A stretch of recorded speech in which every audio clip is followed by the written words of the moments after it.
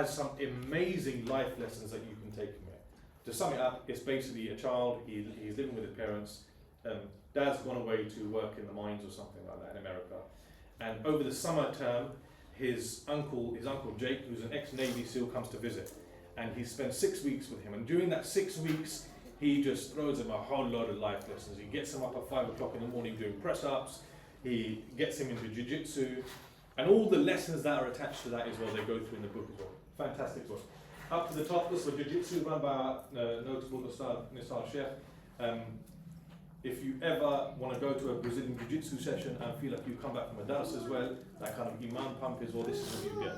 An outstanding character in terms of his akhlaq, adab, and his ability to be a fantastic murabbi as well. Very well qualified black belt practitioner, internationally recognized as well. And then last but no means least, and I will shout this out probably the loudest, Black Beard Academy. Most of you probably have heard of it, some of you have got your kids going there as well. I cannot emphasize the groundbreaking change that this place is going to make to this town, to this community. What is happening under that roof is something that this town has never seen. And I'm going to put it out there and say, within a probably 100-mile radius. I know many gyms and many facilities in London, East London, where we've got Muslim-run gyms. What we have running at our Blackbeard Academy is very different. My kids benefit there from the physical activity, but also the spiritual, the emotional, the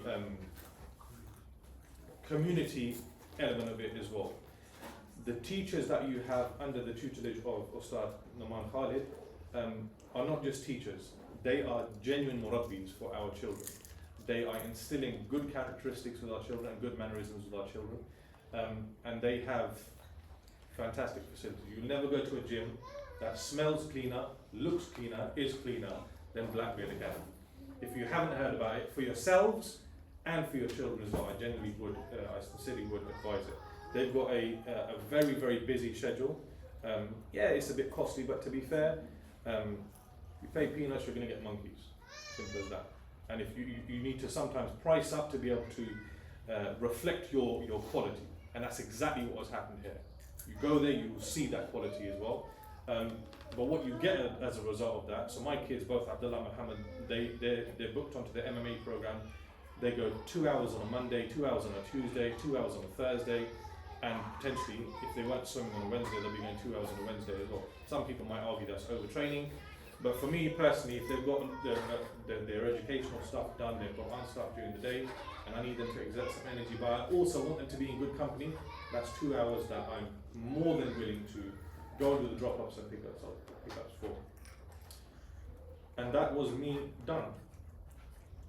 Any questions? Blackbeard costs and women's At Blackbeard? Costs and locations. So location is Bank Central Slough, so in the High Street. Observatory car park, quite convenient, feels a bit inconvenient for some people initially, but when you get used to it. Observatory car park. The cost, if you go to their website, you can see it. It's about £80 for a monthly program, £80, £90 for a monthly MMA program. That gives you access to unlimited 8 to 12 program. That's the 8-year-old to 12-year-old program. The 6 to 7 program and the 4 to 5 program is about £40, £50 a month. £50 a month. And that gets you 2 sessions a week. And then there's a range of lady classes. £80 per child. That's £80 per child. And that is unlimited, you said? Like how you could book in 2 sessions only or 3? Yeah. So £80 a session, £80 a month per child gets you the unlimited MMA program, which is 2 sessions on a Monday, 2 sessions on a Tuesday, 2 sessions on a Wednesday, 2 sessions on a Thursday, 1 session on a Saturday, and 1 session on a Sunday. So every day but Friday. Wow. Does that include the weekend programs as well? Yeah, there's 2 weekend programs I run as well. But that's for 8 to 12-year-olds. The 8 to 12-year-old boys as well. So they've got a specific girls program as well that people can sign up to. Adult programs? Adults, take your pick. Honestly, they've got an MMA program, they've got a kickboxing program, they've got a fitness program. You can just turn up to the gym and use the gym there as well. The best thing to do is take a look at their website. If you're interested, just dip into a couple of classes here and there. They do beginners classes, they do advanced classes. some of the beginners classes sometimes feel like advanced and sometimes they are advanced like beginners, but you get a range of people. I went to their kickboxing class this Tuesday after about 10 years. It was a beginner's class, but boy oh boy, it did not feel like a beginner's class. Yeah. But it was still good. There were beginners there were some advanced people there as well. And your sister, where's she running from? So my sister runs from Blackbeard Academy on Fridays. Is that for women. booked through Blackbeard or? That's through Uswa Jiu-Jitsu. So just in the location is Blackbeard. The location is Blackbeard, but it's under Uswa Jiu-Jitsu. So she works through Uswa Jiu-Jitsu Academy, and then she teaches at Uswa in Ashford Sunday mornings, and then she's now with Karima Foundation in High Wycombe. She teaches there as well. Any more questions? What's the youngest age to start? 4 years old. So their earliest program is 4 to 5, and then 5 to 6, which normally they group the classes together. But to be fair, if you've got a kid that's 3.5, 4 years old, and they're quite confident in the way they are, I've seen kids there sometimes younger than that. Likewise, I mean, you've got kids that are sometimes older or younger, and they're going into the older program. So Muhammad is 6, but one of their coaches advised that he wants him in the 8 to 12. It works out better for me as well, to be fair, because then I've got Abdullah and Muhammad at the same sessions. They end up sparring with each other. They get thrown all over the place. And what's really interesting, so I sit back and watch these sessions sometimes. I hope he's not there right now, but Abdullah gets battered. Yeah. And I think to myself, why are you going to go? But he keeps wanting to go back. And I'm more than happy to support him. He doesn't get battered, to be fair, but he and then Muhammad, he just swings his arms like that, and then he catches someone. And he's been crying at 2 or 3 of the sessions. It's good life lessons. But that's usually another worry, that the injuries that can be caused because of it. How do you? I'm going to put something out there. Which is controversial, but I think 10 years from now I'll be able to back it up. Yeah. You will get more injuries from football than you will from mixed martial arts. Say something.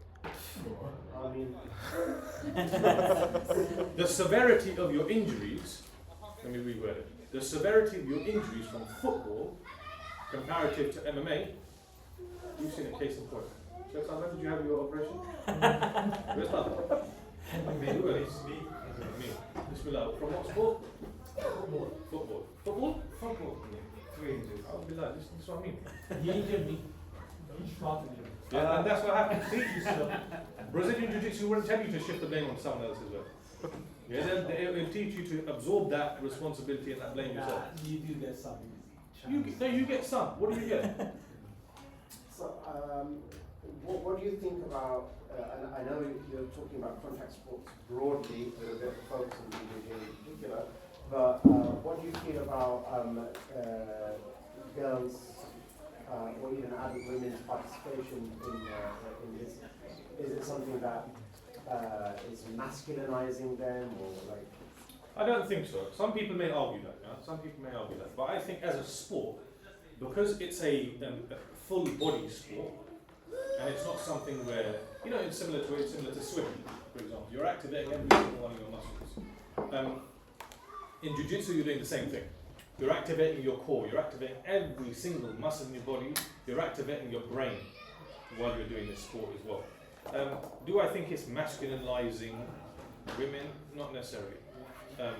There is some element of that. There are some circles where non-Muslim women are doing it. They're sparring with men, and I mean, UFC is a prime example of this. The introduction of women into that sport 10 years ago or something, it's a good example of how it's masculinized some. But generally speaking, going back to my point about the adab of the sport, and how easy that is to kind of instill that into the fabric of your training, that offsets some of that stuff, I think. And just so you know, I'm not on Blackbeard's payroll. Put that out there. I think, no, just a general question, because we were supposed to have 15 minutes for each parent, and Right, yeah. I think parents are putting a lot of effort into this, so we don't want to stop them halfway through, and each parent went on for a whole workshop by themselves. So, We can, I think ideally, we still have 5 more parents left to go. We can't carry on obviously today. We might have to just reschedule for the parents who have done it, we put the effort in.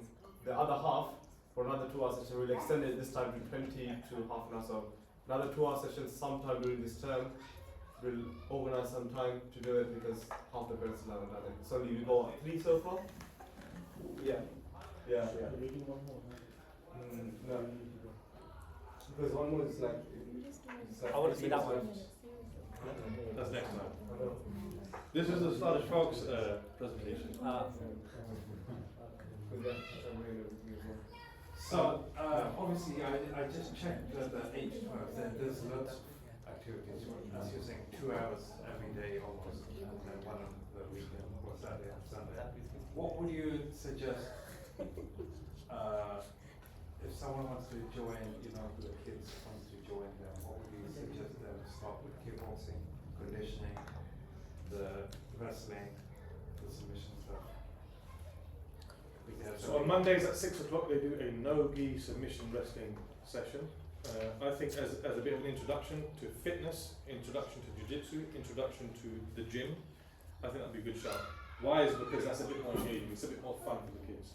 It sounds a bit gory to say, but when kids learn how to choke someone, it's something like, oh wow, that's nice, isn't it? Like, I can just get behind him and do that. But the sport does also instill within children that happens only on the mats, or in a situation where you have to use that. Because, like I mentioned, the point in the presentation is, it's not about using anger to be able to control someone, it's being able to be controlled to control someone. So no-gi submission wrestling is probably a good introduction to that. They do a good warm-up at the start. The kid gets a bit burnt out after that as well sometimes, but if they haven't done a lot of physical activity. But then they'll go into basic drills as well. So they'll do like a rear naked choke, or they'll do like more of that kind of stuff as well. And it's things that child might think, oh, I've learned something. And that feels right, doesn't it? And then they start, generally speaking, you put 2 kids, especially boys, into a room on some mats, what are they going to do? They're going to jump on top of each other, they're going to wrestle each other, even if they've never seen it before. They just default to that. So that considering it's under a bit of a structured and controlled environment, is probably a good thing. And then exposing them to boxing and kickboxing if you so wish. The other point that I mentioned about black belt MMA, there's no headshots. So they do not focus on headshots. And when kids get a bit older, they will have some focus on it for them to be able to develop the skill of how being able to defend yourself. Because there's one thing saying, don't go in the head, and we appreciate that. It's from the Sunnah and it's from our Deen not to do that.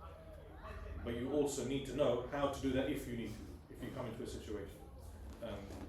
So as the kids grow older, there is that element that they get taught that as well, but not from a young age.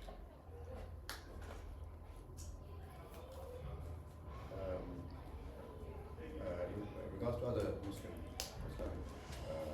martial art classes now, which is Tanzania, how do you compare? Not to take anything away from them, especially Ustad Anis. He's been around for a long time as well, mashallah. I just think, you know, the tarbiyah element that you get from black belt, I don't think anyone can touch it, honestly. The environment, a bit of an added bonus, yeah. So at the end of all of their sessions, one of the lessons they give is go back and respect your parents. You can sign up baby times for that. They'll give them a lesson on, look, when you go back, you respect your parents, you respect your elders. Many other places don't do that, even Muslim gyms. I know quite a few places that run out of East London, and they get kids in and they're teaching them jiu-jitsu, but these secondary elements of learning and tarbiyah, they're not woven into the session. Black belt it is, and Ustad Noman, as a person as well, as a murabi, he's an extremely powerful resource to have around your kids as well. My kids benefit a lot from being around. And then you've got a few other places that do so Kudo is a good sport generally speaking as well. It's a good fitness sport as well. You could argue it's very similar to jiu-jitsu. They wear headgear, so then they hit to the head as well with the headgear. I mean, I've got some contention with that as well because that can be quite detrimental to a child as well. And then, so I'm assuming his brother runs a fantastic boxing session as well. He's a very, very well experienced boxing trainer, and I know a lot of kids that have gone to him. I know a lot of kids that have gone to him from a young age of 4 or 5 years old. Within 6 months, you see some of their shadow boxing. It's out of this world, honestly, and that's from the teaching that he's doing.